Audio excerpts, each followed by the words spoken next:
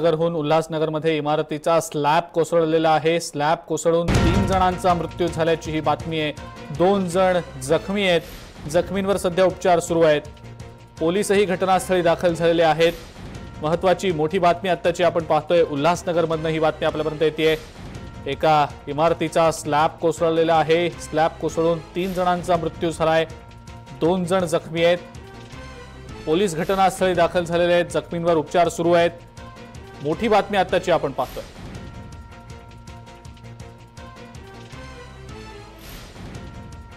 उल्हासनगरच्या इंदिरा गांधी मार्केट परिसरातली ही घटना आहे। अधिक माहिती या संदर्भातली जाणून घेऊया। किशोर पगारे आहेत आपले प्रतिनिधी आपल्यासोबत सध्या फोन लाईनवरनं। किशोर, नेमका हा प्रकार कसा घडला, काय सविस्तर माहिती आहे? अजिंक्य, उल्हासनगरमध्ये ज्या पद्धतीने ह्या मोडकळीस आलेल्या ज्या इमारती किंवा धोकादायक इमारती आहेत त्याचं प्रमाण जास्त आहे।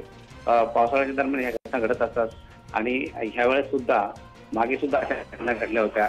वरच्या माळ्यावरचे लोक जर काम करत असेल तर खालच्या माळ्यावरचे स्लॅब पडलेले आहेत। ही सुद्धा बिल्डिंग होती, ती जर्जर होती, धोकादायक इमारत होते आणि सगळ्यात महत्त्वाचं म्हणजे 3 मृत्यू झालेले आहेत। त्यात 2 महिलांचा समावेश आहे तर एक लहान मुलीचा समावेश आहे।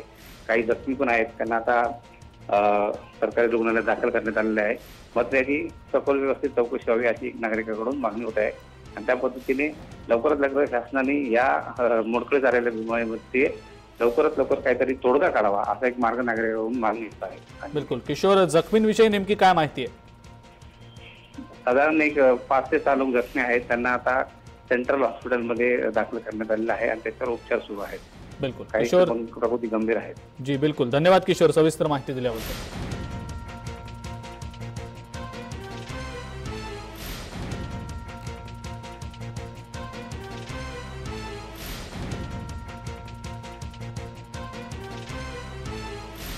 महापालिका क्षेत्रात प्रभाग समिती 3च्या अंतर्गत कॅम्प नंबर 3 येथे ही मेमसाब अपार्टमेंट नावाची इमारत आहे।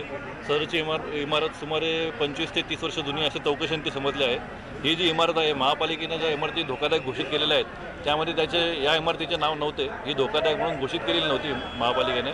आज इथं स्लॅब कोसळल्यानंतर आमच्या अग्निशमन विभागाचे अधिकारी आणि जवान आले। त्यांनी आतापर्यंत 5 जणांना हॉस्पिटलमध्ये पाठवलं आणि त्या 5 जणांपैकी 3 जण मृत झाले आहेत असं समजते। त्या 3 जे आहेत मृत, 3ही महिला